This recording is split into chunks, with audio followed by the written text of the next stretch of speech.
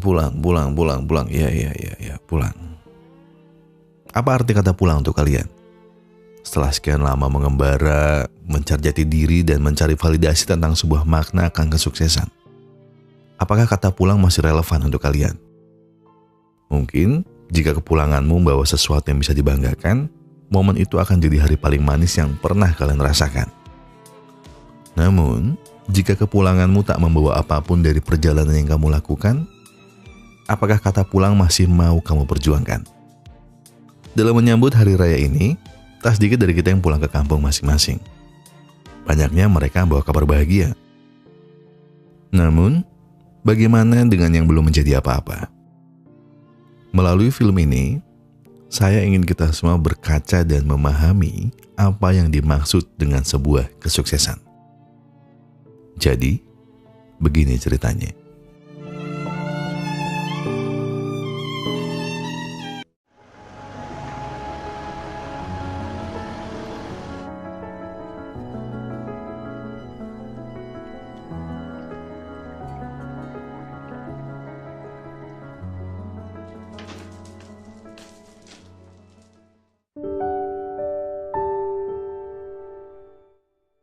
Apa yang ada di pikiranmu jika mendengar kata ibu kota? Hiruk-pikuk, ramai, saling senggol sana-sini, atau malah sebuah tempat di mana kita harus mengejar mimpi? Mungkin itulah yang ada di pikiran Budi saat ini. Kehidupan di ibu kota yang dulu ia dambakan ternyata tidak berjalan sesuai dengan ekspektasinya. Pekerjaan yang tak menjanjikan, tagihan sana-sini, terlebih lagi hubungan cinta yang tak bisa memegang janji. Buayan indah ibu kota telah 10 tahun mendekap Budi dalam hayalan. Kini setelah sekian lama Budi berkorban banyak hal, nyatanya usahanya mengkhianati hasil. Bayangan sukses yang dahulu Budi impikan, nyatanya berbuah busuk dan bahkan menyakiti hati. Semua orang yang pernah berjuang bersama pun tak mau lagi tinggal bersama. Mereka pergi di jalan mereka sendiri, serta meninggalkan Budi dalam keadaan yang gelisah.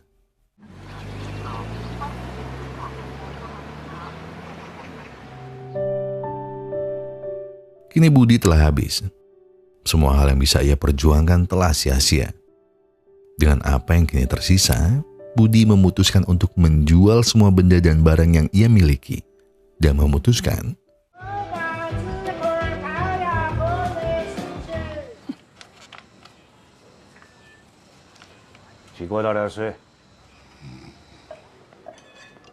perasaan saya kok gak enak ya? Dan ya, ternyata benar, Budi memutuskan untuk pulang.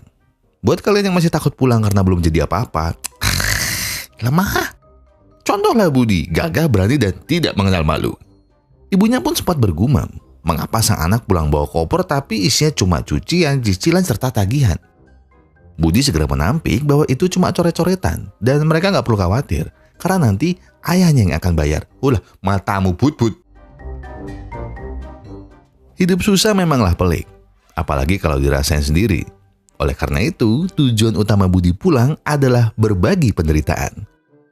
Omong kosong kesuksesan ibu kota, semua ungkapan itu hanyalah hiasan belaka. Mereka-mereka yang bilang bahwa sukses itu harus A, B, C, D, E, F, G, sampai Z, harus kita sadari bahwa mereka pasti punya backingan dan juga mungkin orang titipan.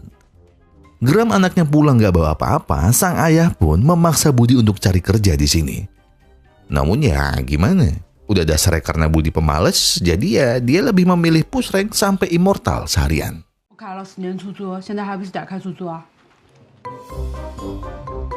Tersentil oleh omongan sang adik, Budi pun mendatanginya malam-malam. Kita panggil saja adiknya ini Wati. Budi pun bertanya, memangnya daftar kerja di kampung gak susah? Susah toh blok. Walaupun susah, jika Budi mau berusaha, mungkin kesempatan baik akan datang ke hidupnya. Budi pun sebenarnya muak dengan ribuan kata harapan. Pengalaman 10 tahunnya di ibu kota sudah menjawab semuanya. Tapi karena sang ayah tak memberinya uang buat nutup tagihan, terpaksa Budi pun harus mencari kerja. But, orang-orang ibut. Kesal karena anaknya tak becus, sang ayah pun bawa Budi ke rumah temannya. Ayahnya bilang bahwa temannya ini adalah bos rental mobil kaya raya. Ayahnya kembali menekankan, kalau sampai udah di backing kayak gini Budi masih ditolak, kayak mendingan Budi jualan pop es aja di Bud.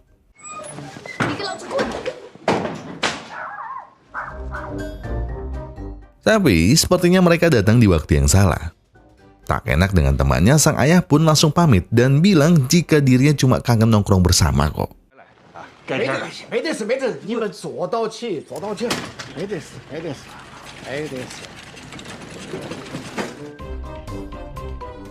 Bingung gak tahu harus gimana, ayahnya pun menyuruh Budi antri loker di Alfamidi. Tak disangka di tempat itu Budi bertemu dengan teman lamanya, Feng Liu Liu. Tapi biar gampang kita panggil aja Lia. Diketahui saat SMA, Lia adalah murid paling populer di sekolahnya. Beda dengan Budi, yang cuma pria kalem suka menyendiri seperti Daud. Enggak, mana ada Daud kalem. Kini, Lia telah sukses menjadi seorang reporter di sebuah TV. Tahu bahwa Budi 10 tahun lamanya di ibu kota membuat Lia penasaran. Apa saja pencapaian Budi selama ini? Nggak mau dianggap gagal, Budi bercerita kalau dirinya sekarang sudah pensiun.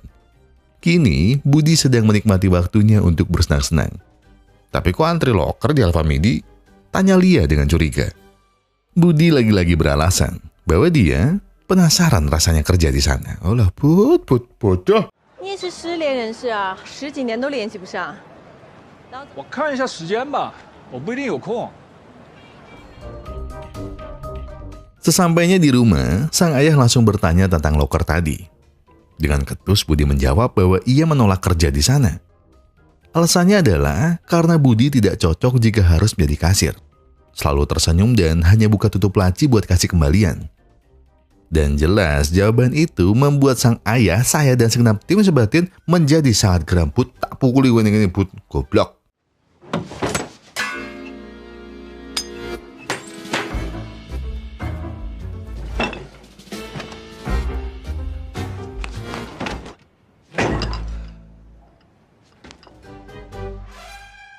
Dirasa Budi terlalu nyantai, ibunya pun pelan-pelan nasihatinya.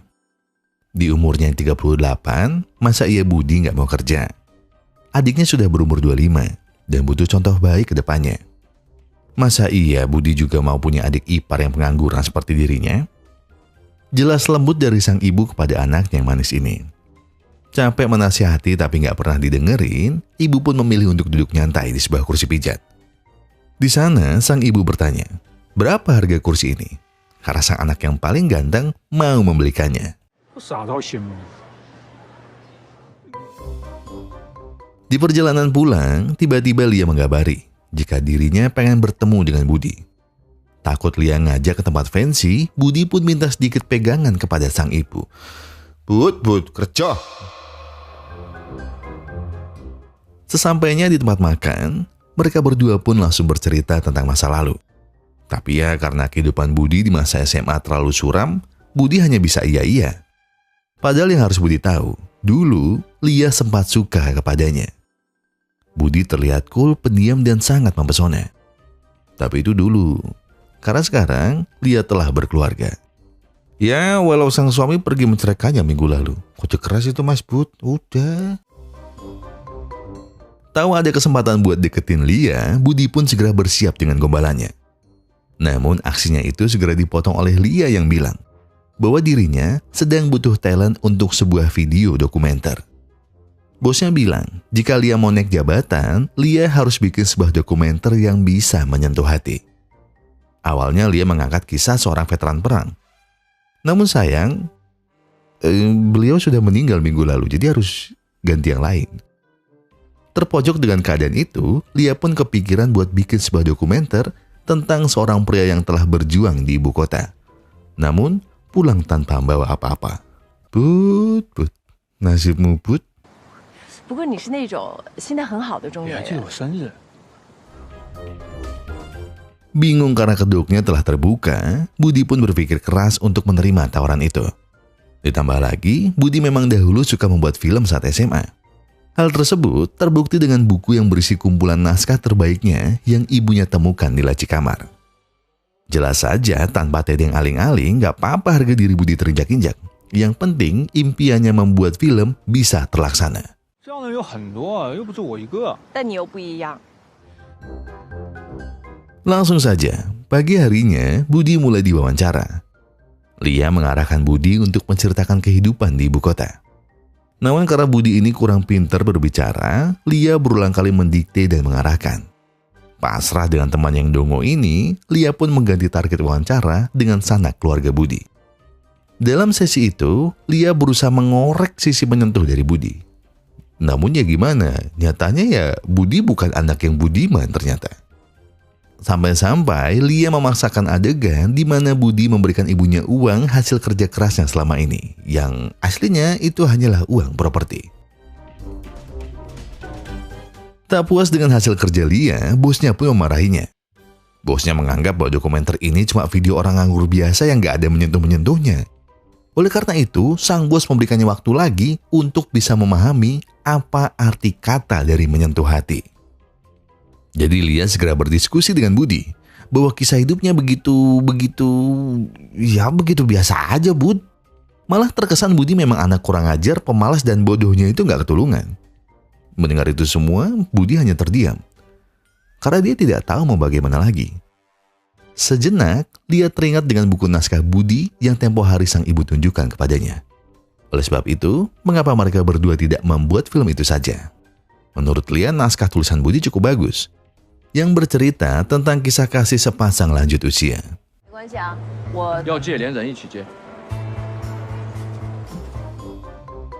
Budi pun langsung mengajak keluarganya diskusi tentang rencananya kali ini.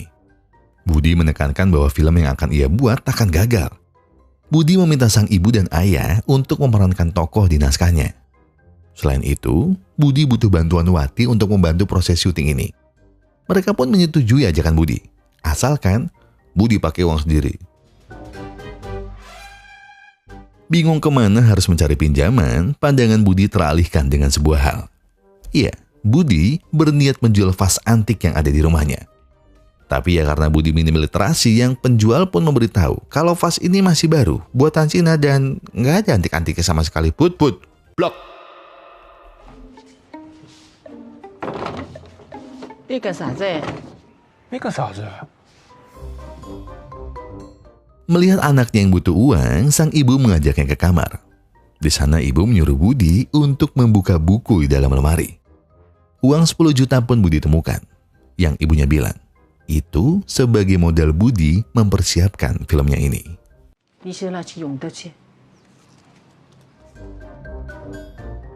Segala keperluan syuting mulai Budi persiapkan. Namun masalahnya adalah sang ayah nggak mau jadi pemerannya. Alasannya sang ayah karena dirinya tidak pede di depan kamera. Hampir saja Budi putus asa sebelum sang ibu memberitahu bahwa dirinya punya kenalan yang bisa membantu. Iya, orang ini adalah teman sang ibu semasa muda. Namanya Yanto. Diketahui, Yanto dulu adalah aktor teater yang cukup terkenal di kecamatan. Walaupun begitu, jika untuk film seperti ini, ibu rasa bakat Yanto sudah lebih dari cukup. Dan karena tak mau membuang waktu lagi, mereka segera memulai aksinya. 5场1进1次。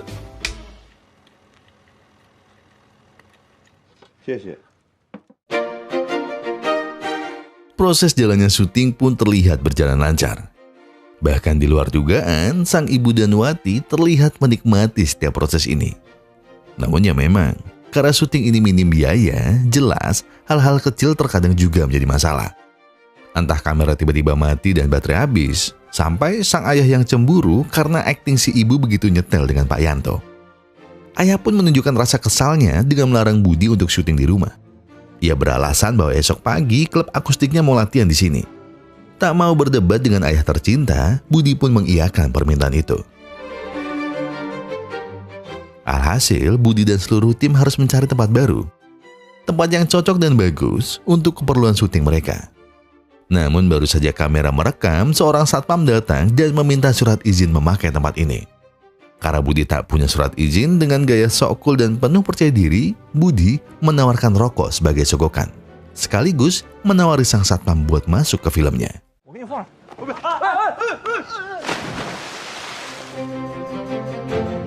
Bingung tak tahu harus kemana, mereka semua pun kembali ke rumah. Namun kali ini latar syuting mereka berada di balkon rumah Budi. Sang ayah yang tahu mereka semua pulang segera melihat proses syuting. Api cemburu yang ayahnya rasakan malah semakin menjadi-jadi saat melihat kemesraan sang istri bersama dengan Yanto. Ayah pun kembali melabrak Budi dan bilang bahwa menggunakan jasa ibu untuk keperluan syuting sama sekali tidak manusiawi. Apalagi ibunya disandingkan dengan pria lain. Itu sangatlah tidak bermoral. Geram bingung tak tahu harus apa, ya Budi hanya bisa diam. Dan jika sang ayah tak suka ibu seperti itu, mengapa bukan dirinya yang menjadi pemeran laki-lakinya?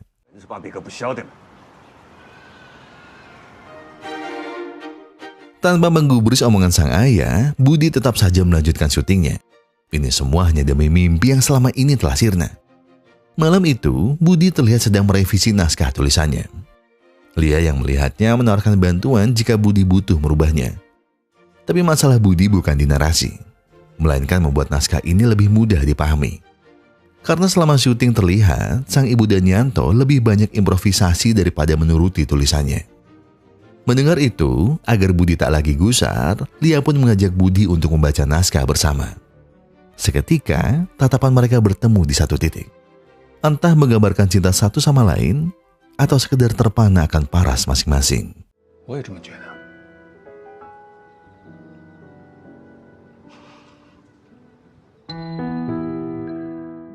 Adegan demi adegan yang mereka ambil pun kini telah mendekati akhir. Cerita dari film Budi tak lama lagi akan selesai. Dan mimpinya selama ini tidak akan jadi padam. Namun ternyata, di tengah kegembiraan itu, ternyata Lia merekam setiap momen diam-diam. Semua. Lia merekam semua momen yang terjadi di dalam proses ini. Termasuk sebuah momen yang mungkin takkan bisa Budi lupakan seumur hidupnya. Action! Action! 啊，你啷个了？啊？啊？啊？啊？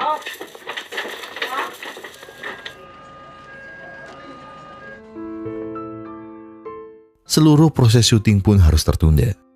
Atau lebih tepatnya, mimpi yang kini menghidupkan Budi harus berhenti sepenuhnya. Jelas, hal itu tak lebih penting daripada kepergian sang ibu yang tiba-tiba. Kepergiannya ini benar-benar menjadi pukulan telak untuk keluarga Budi. Terlebih bagi sang ayah. 7 hari 7 malam, ayahnya tak bergeming dari kursi di rumah duka. Seakan dirinya terus menanti, berharap bahwa sang ibu pasti akan kembali.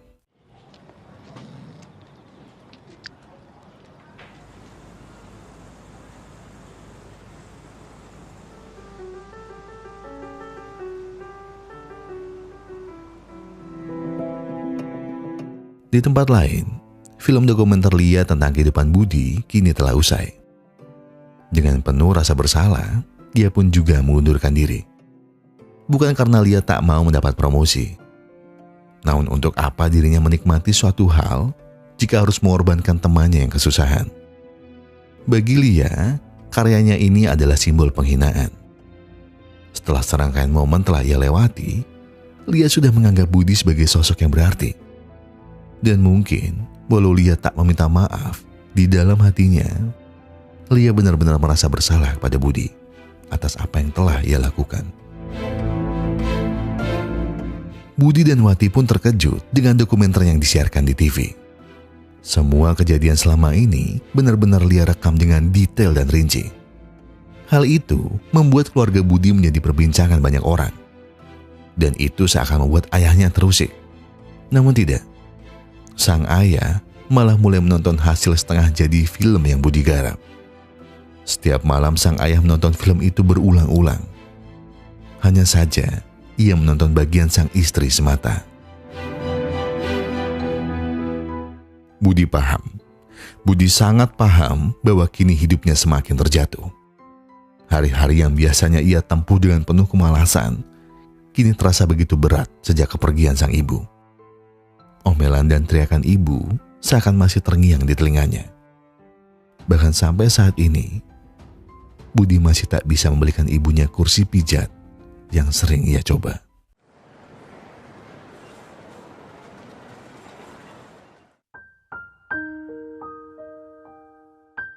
Hingga suatu hari, di tengah lamunannya siang itu, bayangan sang ibu kembali hadir.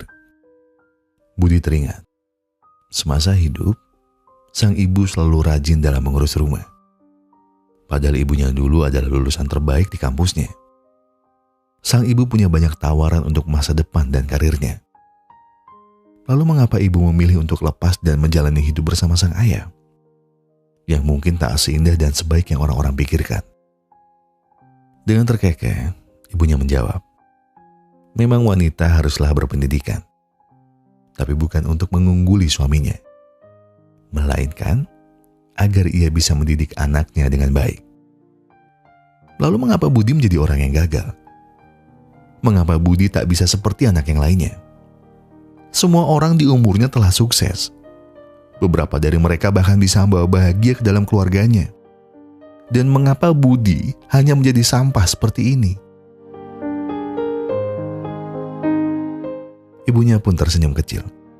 Sembari menatap Budi, ia berkata, bahwa kesuksesan tak selalu tentang uang maupun harta. Dan kegagalan tidak selamanya buruk. Sukses ataupun gagal, itu semua hanya ada di omongan orang. Jika tolak ukur kesuksesanmu adalah orang lain, maka selamanya kamu akan menganggap dirimu gagal. Dan mungkin tidak akan pernah bisa bersyukur. Jadi jangan pernah kehilangan dirimu hanya untuk mengejar hal yang semu. Karena sukses yang sebenarnya adalah saat kau membawa kebahagiaan dan dirimu juga turut bahagia. 你講得下啲啥人就可以了噻。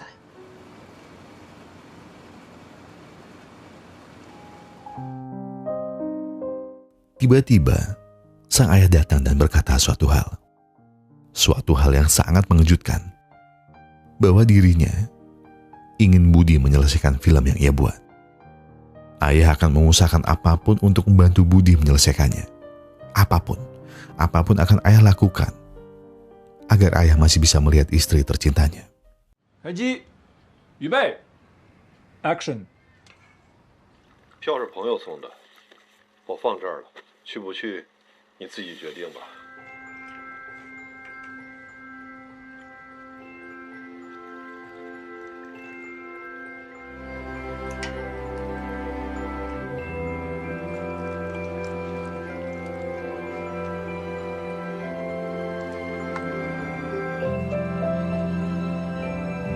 看，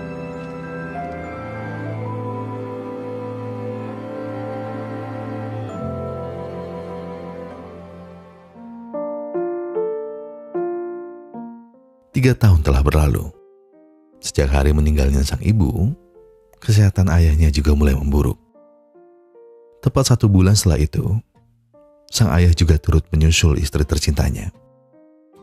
Bagai sebuah puisi, di mana seorang pria hanya jatuh cinta sekali. Cinta yang tulus, yang bahkan alam semesta pun takkan bisa memisahkan keduanya. Budi dan Wati rutin mengunjungi makam kedua orang tuanya. Mereka juga membawakan benda-benda yang kedua orang tuanya sukai selama hidup. Benda-benda yang dahulu tak pernah bisa mereka beri. Diketahui, kini Budi melanjutkan hidup sebagai supir taksi.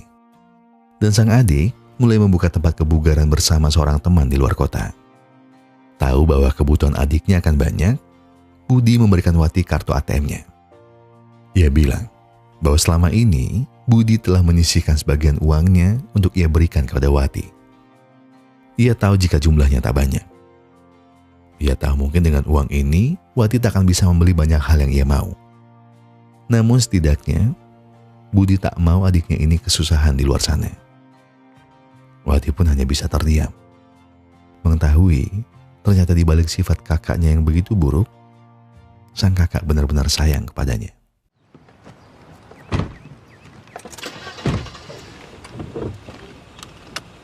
Hop.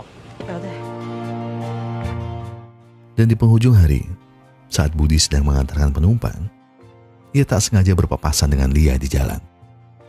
Seakan kini jalan mereka berdua telah jauh berpisah. Terlihat Lia kembali dengan sang suami, bersama juga dengan anak-anaknya. Tawa bahagianya tergambar jelas di depan mata Budi. Ia sadar bahwa memang setiap orang memiliki jatah bahagianya. Setiap orang juga pasti punya jatah untuk sedihnya. Dan memang seperti itulah kehidupan.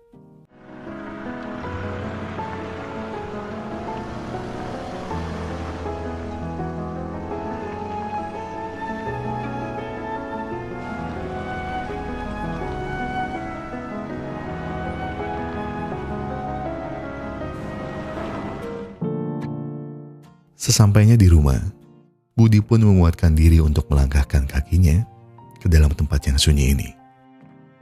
Tak ada lagi omelan dari ibu.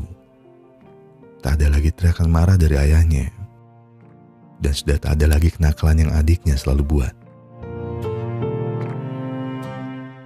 Namun hari itu, Budi dikejutkan dengan sebuah berita tentang film pendek yang ia buat. Film pendeknya telah memenangkan sebuah penghargaan. Ternyata Wati diam-diam telah mengirim film itu ke sebuah festival film terbesar di Cina. Serta di penghujung berita itu, terlihat video sang ayah yang bercerita bahwa dirinya bangga kepada sang anak. Walau mungkin anak-anaknya tak sehebat itu di mata orang lain. Namun bagi ayah, mereka adalah hal yang paling berarti di hidupnya. Dan mungkin saat kita bertemu lagi di tempat ini, jangan pernah harap ayah dan ibu berubah menjadi lembut. Kami tak akan pernah berubah. Kalian akan masih mendapat omelan dari kami berdua.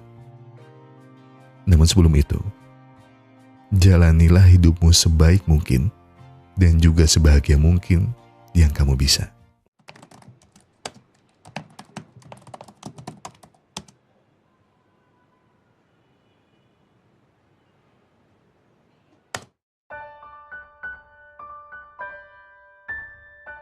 Sukses, yang mungkin satu kata itu adalah satu hal yang hampir semua orang kejar di hidupnya. Tapi apa yang sebenarnya dimaksud dengan sebuah kesuksesan? Apakah sebuah predikat sukses itu lebih penting dari segala hal di dunia? Apakah memang benar orang-orang tersayangmu butuh kamu sukses? Mungkin dalam artian ini, sukses yang dimaksud adalah kaya raya ya. Tak jarang, kekayaan seseorang malah menjadi sebuah petaka. Seringnya ketika mendapat sebuah kekayaan, kita malah terbuai tanpa sadar. Kita terbuai hingga bahkan kita kehilangan jati diri. Kita terus dan terus berpura-pura hanya demi hal semu yang hanya dinikmati sementara. Sebagian, bahkan banyak orang rela menjual cinta hanya demi kekayaan semata. Lalu, jika sudah seperti itu, apakah arti sukses yang sebenarnya? Jika saat di puncak kita hanya akan menikmati indahnya pemandangan tanpa sebuah tangan untuk digenggam. Hampa, kosong. Iya. Dan mungkin perkataan Ibu Budi ada benarnya.